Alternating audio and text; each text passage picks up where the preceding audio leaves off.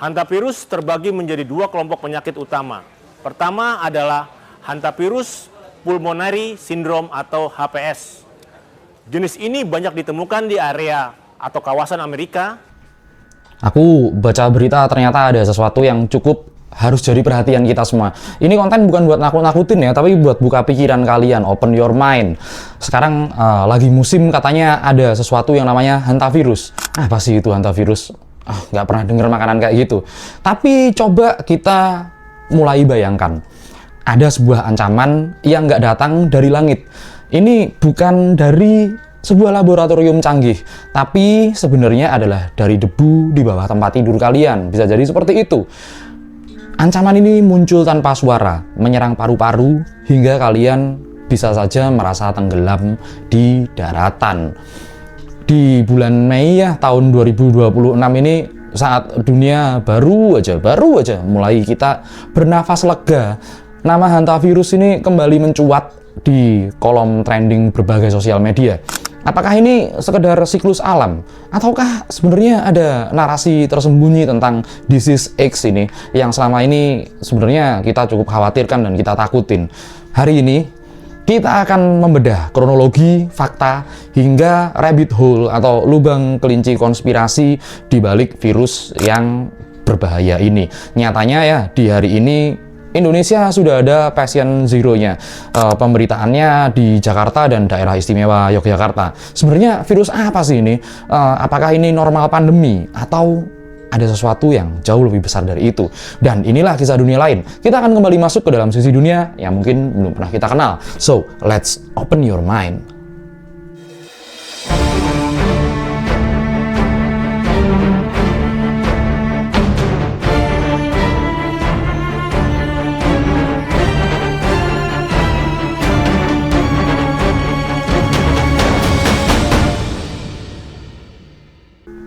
Aduh, beritanya sudah mulai sudah mulai rame banget. Aku takutnya cuman jadi bahan propaganda ya. Nah, aku jelasin sedikit untuk awal video kita ini. Hantavirus ini sebenarnya bukan nama baru dan bukan pemain baru. Nama virus ini sebenarnya diambil dari Sungai Hantan di Korea Selatan. Tempat pertama kali virus ini muncul dan diisolasi pada tahun 1950-an. Tapi dunia benar-benar gemetar pada tahun 1993. Ada tragedi yang namanya adalah tragedi Four Corner di Amerika Serikat. Seorang atau beberapa orang pemuda-pemuda sehat ya, tiba-tiba mereka kehilangan nyawa karena gagal nafas hanya dalam hitungan hari setelah terjangkit sesuatu. Awalnya tentu saja otoritas medis ini bingung, apakah ini serangan biologis atau apa? Ternyata setelah dilakukan investigasi yang cukup mendalam, jawabannya ada pada deer mouse atau tikus rusa, teman-teman. Nah, hantavirus ini secara medis adalah patogen yang ditularkan oleh rodensia atau para tikus-tikus itu. Tapi bukan lewat gigitan, teman-teman. Ini adalah anehnya. Patogen ini menyerang lewat udara. Urin dan kotoran tikus-tikus hewan-hewan itu yang mengering hancur menjadi debu-debu mikroskopis, teman-teman. Dan debu-debu mikroskopis ini terbang saat kita menyapu atau sekedar menyalakan ventilasi atau menyalakan AC. Jadi debu-debu ini ikut partikel udara. Wah, lewat kotoran dan urin yang mengering jadi debu itu, virus ini airborne, terbang ke udara dan masuk akhirnya ke paru-paru manusia. Masalahnya, tingkat fatality-nya itu sekitar 38%. Ini bukan penyakit biasa, teman-teman. Ini seolah-olah jadi hukuman mati yang tidak terlihat. And it won't be the last pandemic. The next one could be far more severe. I mean, this one, it killed millions, it was awful. We got the vaccine, actually President Trump's leadership was a factor in getting that out quickly. And so when I spoke to him, I said, okay, here's some other medical innovations, including a thing called an HIV cure that could be accelerated. So, we should be more prepared both for a pandemic. I'd say that's still number one. You can worry about nuclear war, you can worry about AI. There's plenty to worry about. Namun, bagi para pemburu kebenaran di isekai, di dunia lain, penjelasan alam saja tentunya nggak cukup dong. Mari kita sedikit masuk ke sisi gelapnya. Muncul teori konspirasi yang menyebutkan bahwa hantavirus ini adalah proyek dual use research yang bocor, teman-teman. Ya, jadi ini penelitian gelap lah seperti itu. Beberapa kalangan merujuk pada fasilitas-fasilitas penelitian militer seperti Fort Detrick, teman-teman. Itu ada di Amerika, namanya Fort Detrick. Kalian googling aja. Teori yang berkembang di tahun 2026 ini mengklaim bahwa lonjakan kasus hantavirus di area-area tertentu itu ternyata bukan karena perubahan iklim, melainkan suatu seperti inilah, kira-kira seperti uji coba aerosolize atau aerosolize bioweapon. Jadi apa ya namanya ya? Ya senjata biologi yang lewat aerosol udara. Kenapa disimpulkan seperti itu? Karena virus-virus ini sebenarnya nggak menular antar pada manusia. Umumnya sih nggak menular antar manusia. Tapi virus-virus ini bisa jadi senjata yang rapi. Dia hanya menyerang target-target tertentu tanpa menyebabkan katastrofik atau pandemi global yang tidak terkendali yang bisa saja memburu penciptanya sendiri. Ada juga narasi tentang depopulasi. Ini udah sangat lazim sekali ya, narasi konspirasi depopulasi ini. Dengan memanfaatkan tikus sebagai kurir, pihak-pihak tertentu dianggap bisa saja mengatur atau mengontrol populasi di suatu wilayah, contohnya pedesaan atau pinggiran atau negara-negara tertentu tanpa mengerahkan militer. Apakah ini sinting, teman-teman? Ya, mungkin saja ini teori konspirasi yang sinting. Tapi di dunia di mana teknologi genetika sudah jauh begitu maju, garis antara alam dan buatan ini jadi sangat tipis, teman-teman. Seperti halnya ada teknologi teknologi HARP dan AHN itu di Indonesia tahun ini kan diprediksi ada yang namanya El Nino Godzilla ya, gelombang panas luar biasa yang berkepanjangan. Itu juga bisa jadi buatan, teman-teman.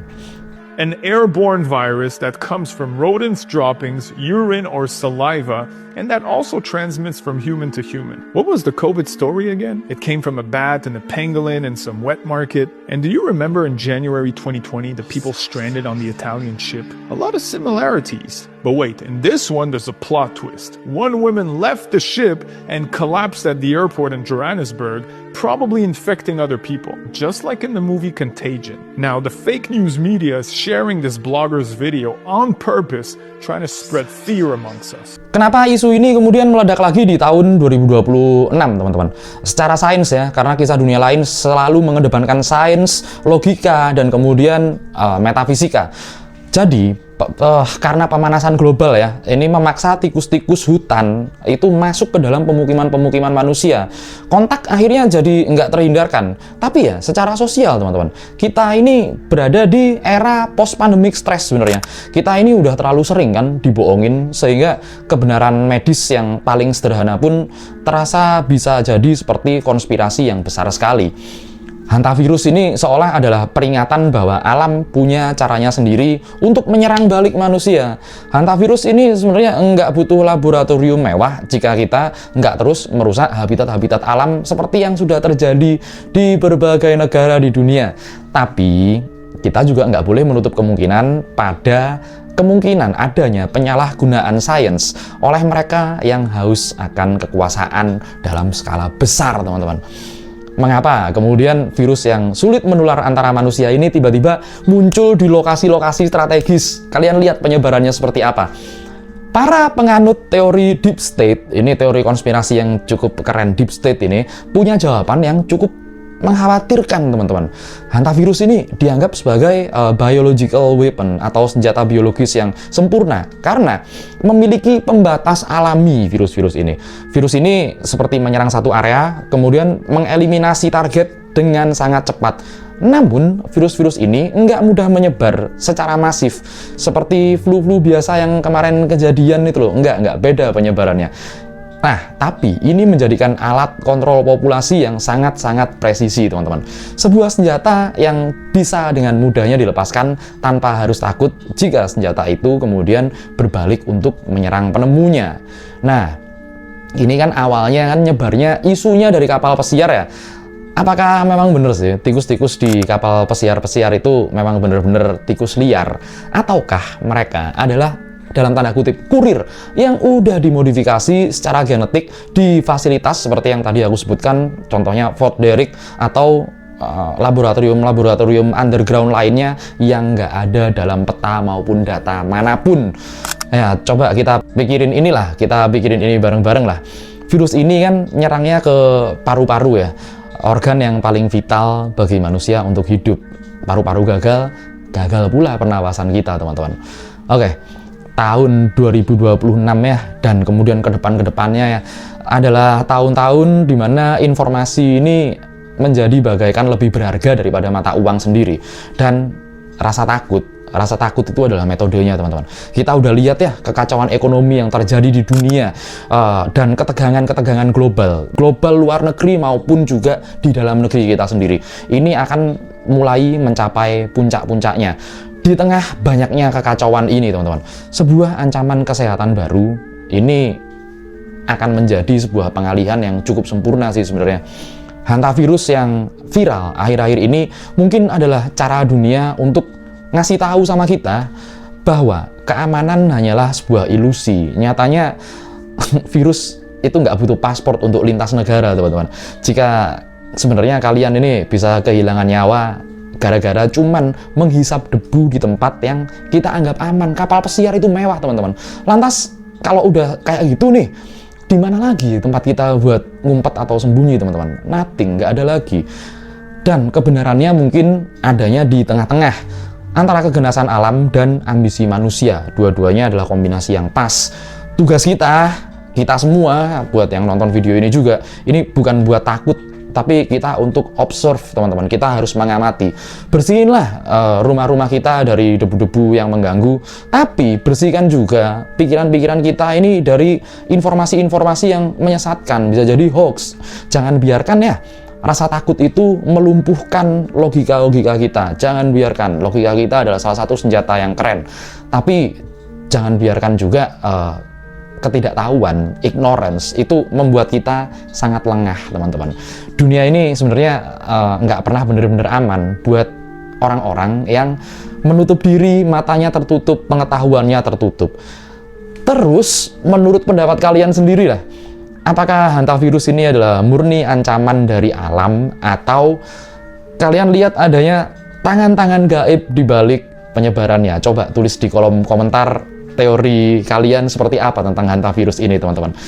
Jadi tetap sehat, tetap waras, karena di isekai, kisah dunia lain, kenyataan itu seringkali lebih horor daripada fiksi.